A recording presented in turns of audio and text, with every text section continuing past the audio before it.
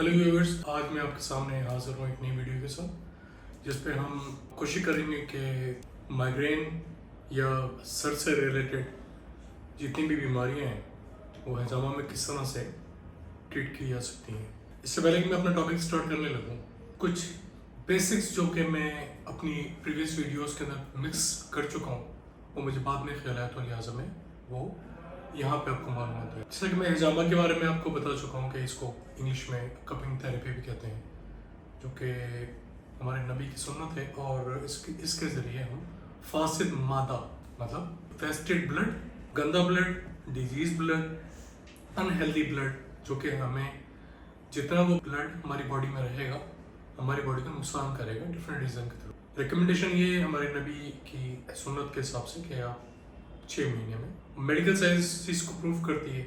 अगर इसको देखेंगे आप कि हमें ये कहा जाता है कि ब्लड डोनेट किया करें, उसका भी टाइम पीरियड यही है कि 3 महीने बाद आप ब्लड दे सकते हैं, क्योंकि उस 3 महीने के बाद ब्लड देने के बाद आप दोबारा इस काबिल होंगे कि नया ब्लड आपकी बॉडी में आके पुराने ब्लड को रिप्लेस करेगा और आप हेल्दी होंगे। अब सवाल, क्योंकि मेरे पास डिफरेंट क्वेश्चंस आ चुके हैं जिसके अंदर एक मोस्ट कॉमन क्वेश्चन ये कहा गया है, ये पूछा गया है कि किस एज के लोग हिजामा करा सकते। तो वही रिकमेंडेशन भी कि 6 महीने के बच्चे से लेके 60 साल के बूढ़े तक हिजामा करा सकते हैं। डिपेंड करता है कि वो बूढ़ा किस हेल्थ के अंदर है, क्या आया वो एनीमिक है।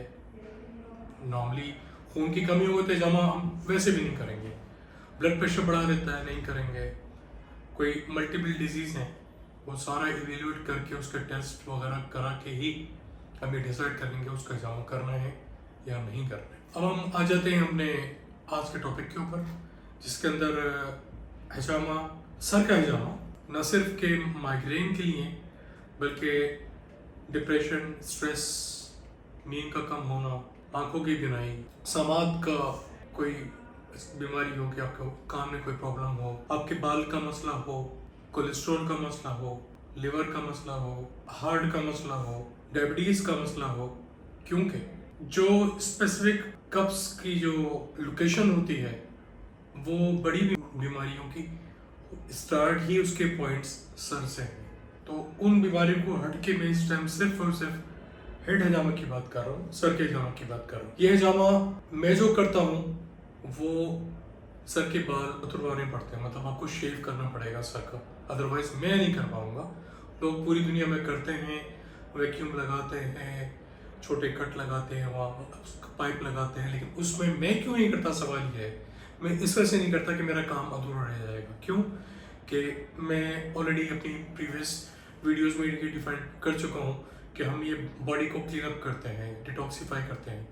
अब आप आए हैं मेरे पास अपनी बॉडी को क्लीन अप कराने के लिए, फिल्टर कराने के लिए, डिटॉक्सीफाई कराने के लिए, लेकिन इस तरह बगैर बाल उतार के कोई हिजामा एक्सपर्ट वहाँ से उसको पाइप लगा के, छोटे से पाइप होते हैं वो लगा के, छोटे कट्स लगा के, वो एक छोटी नाली के थ्रू थोड़ा बहुत ब्लड निकाल रहे हैं, तो ब्लड तो थोड़ा बहुत आ जाएगा, लेकिन प्रॉपरली जिस काम के लिए आप आए हैं वो मेरे लिहाज से नहीं हो पाएगा बगैर शेफ के। तो मेरे पास जो भी पेशेंट आएगा तो आप ये अंदाज़ा कर लेंगे, लेडीज़ का हिजामा, सर का हिजामा करना मेरे लिए मुश्किल हो जाएगा।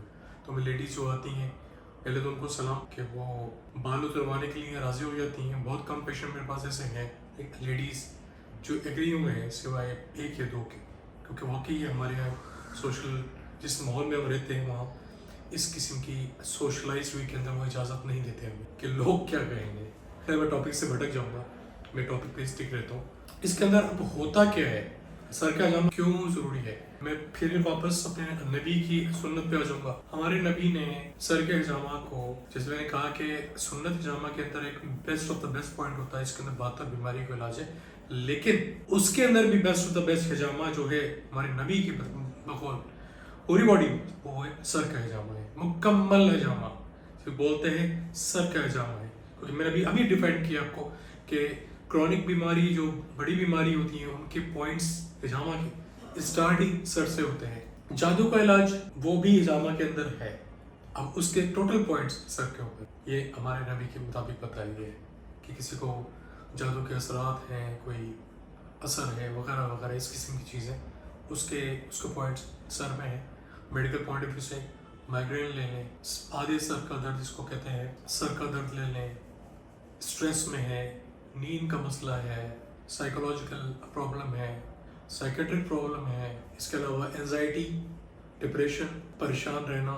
अब ये होता क्यों है? इन तमाम बीमारियों के बैकग्राउंड में हम जाएंगे तो हमें एक कॉज मिलेगा, न्यूरोकेमिकल चेंजेस, जिसमें और ये केमिकल्स न्यूरोकेमिकल्स जो हैं ये भी वेस्ट प्रोडक्ट हैं आपकी बॉडी से, जो कि ब्रेन में जमा होके उन सेंटर्स को इफेक्ट करते हैं। अब शायद आपको अंदाज़ा नहीं होगा कि अल्लाह ताला ने हमारा निज़ाम इस तरह से बनाया हुआ है कि हमारे सर के अंदर डिफरेंट सेंटर्स मौजूद हैं। मैं बात कर रहा हूँ, आपको इसका सेंटर मौजूद है, मैं देख रहा हूँ इसका सेंटर मौजूद है, मैं सूंघ रहा हूँ, मैं सुन रहा हूँ, मैं टच कर रहा हूँ, मैं खा रहा हूँ, मुझे दर्द हो रहा है। इन सब के स्पेसिफिक सेंटर्स मौजूद हैं।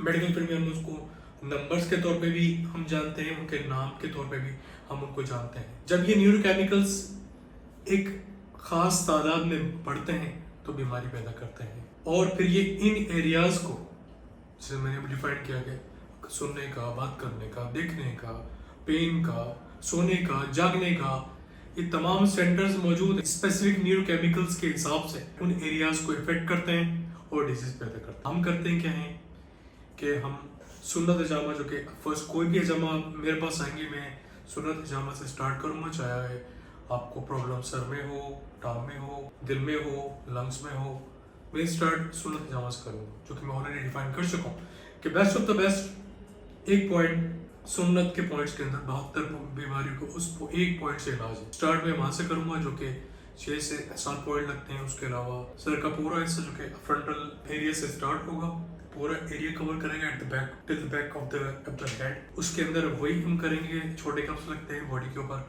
अब इसके साइजेस आते हैं कप्स के, क्योंकि ये एरिया तो यहाँ पे जितना फ्लैश ज्यादा होगा मसल, उतना हमें कप को होने में हमें मदद मिलेगी। जितना स्किन एरिया को, मतलब कि उसकी बॉडी के ऊपर मसल नहीं है, उसका मतलब ये एरिया ले आओ, क्योंकि उसको मसल चाहिए अपनी वैक्यूम की ग्रिप के लिए, या फैट चाहिए। इन जगहों में ना मसल है ना फैट है सर के ऊपर, तो इसके लिए स्पेसिफिक छोटे साइज के कप्स आते हैं, बॉल लगते हैं।